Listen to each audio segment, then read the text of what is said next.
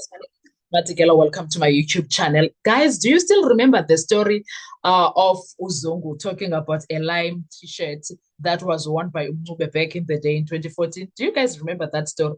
Right now, it came back, yes, Anna, because Umncube is breaking that story down and is showing once again how much of a liar Constable Zungu is and how much of a creative liar he is.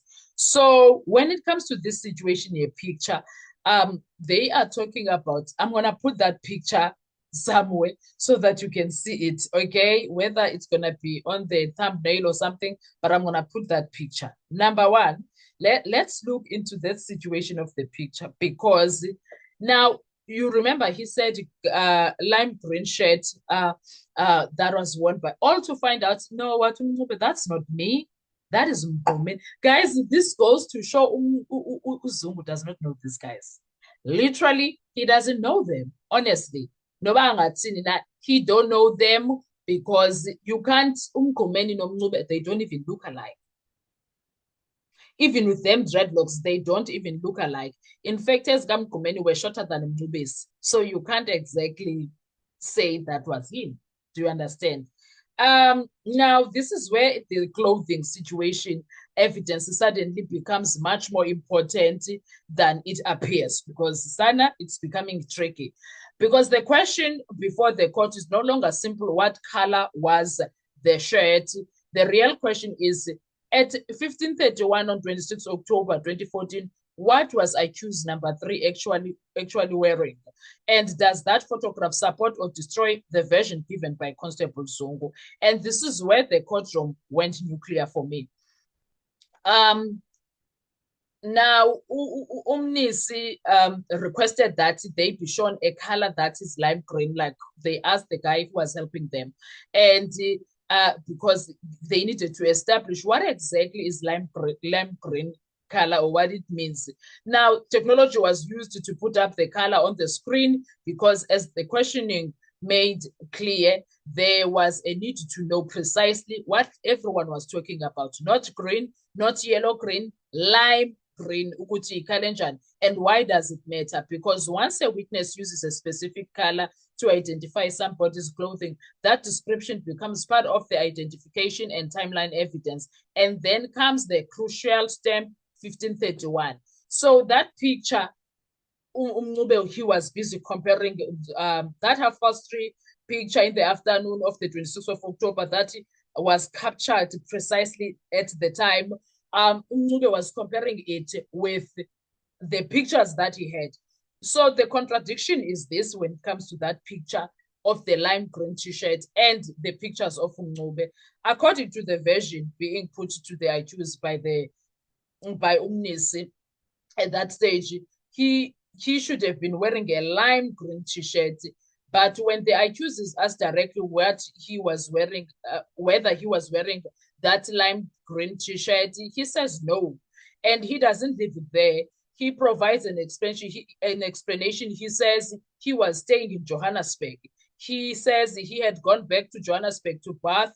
No, he would have gone back to Johannesburg to bath and change clothes if there was a need. And he explained that clothes he was wearing in the photograph were the clothes he had on his body that day. There was no extra clothes waiting for him at other location, which is Vosloorus. Then comes the devastating conclusion from his version. What Zungu was saying is a lie. That is a direct collusion between two versions. Now, at this point, this is the part us people need to understand. The defense isn't merely saying Zungu remembers the color incorrectly. The defense is effectively putting the photograph against the witness's narrative. They've got timestamp, they've got an image, they've got description of clothing, and they've got testimony about whether the accused supposedly was and what he was supposedly wearing at that time. So the question becomes, which evidence should the court trust? Because if the photograph reliably establishes that the accused was what was the accused wearing at 15:31, then state has to explain how that fits with Zungu's evidence. And if Zungu's description cannot fit the photograph or established timeline, that potentially becomes another problem for reliability of his evidence. But the question doesn't stop there. Umnisi moves to another photograph, and suddenly we are looking underneath the khaki top now. And on top, even the so-called intruders were said to be wearing a khaki jacket. So Zungu says under that jacket, Mncube was wearing that lime green t-shirt. So now, let's get into that. The question is simple. Is the accused wearing anything underneath? The answer is essentially no. And that detail may sound insignificant, but it isn't. Because clothing descriptions can become incredibly important when witnesses are attempting to say things that did not happen. Do you understand? It becomes time of the it becomes very incredibly important when they are attempting to place a person at a particular location and time. A shirt isn't just a shirt anymore. It becomes part of the timeline. It becomes part of the identification evidence, and it becomes something the court can compare against photograph. Now, this is why this exchange matters. The state has testimony, right? The defense has photographs, and sitting between them is the question of whether the version can coexist. And sitting between them is that someone is lying, whoever that person is, but they lied. If Zungu says one thing about the accused's clothing and the photograph at 1531 appears to show something materially different, the court has to ask questions. Was Zungu mistaken? Was Zungu lying? Was the accused's clothing changed? Are the photographs correctly dated? Was Zungu referring to a different moment, or is one of the versions simply unreliable? Those are the questions the evidence now puts squarely before the court. And we can't even go anywhere else because Uzungu said, actually, I saw them on the 26th of October after a very long time. Do you understand? That is what he says. And this is why the lime green t-shirt is not a trivial detail, because in a murder trial where identity, movements, and timing are everything, clothing can become a timestamp attached to a person. At 1531, there is a photograph. The photograph shows what the accused was wearing. The accused says he was not wearing the lime green t-shirt. And Zungu's version says otherwise. So now the court has to decide, are we looking at it? So a simple difference in recollection or another contradiction that strikes at the reliability of the witness's entire timeline? Because once the photograph enters the equation, the question is no longer simple who said what. The question becomes, what does the objective evidence actually show? And that is where this testimony gets very, very interesting. Now, Mncube has managed to make sure Uzungu is a liar. Because if Mncube says, I was not wearing anything, and Umnisi went as far as saying, you know what, when it comes to this thing of dress code, let's look at other people. They were shown other people who were wearing vests underneath, others wearing this and that. Only Mncube who wasn't wearing anything underneath, and you can see his chest was out on those pictures. And the other issue is that Uzungu now claimed he was with them. Uzungu claimed that he saw them, he had fun with them, etc., etc. But once again, he is not anywhere in the pictures.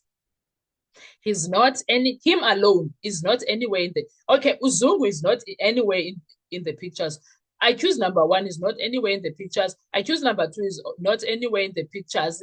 Even Untuli number 5 appears at later pictures. But during the day pictures, he's not there to show that during the day he was not with them.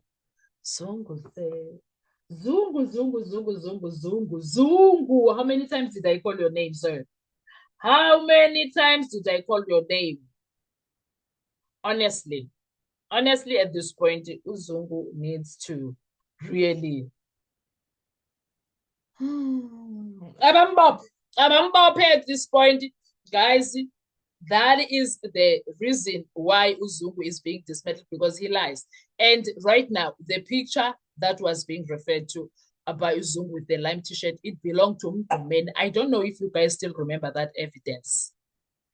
And they told him, the accused that time, no, that is Mncube. It's not me. Mncube said so. That is a picture of Mncube. That is not me.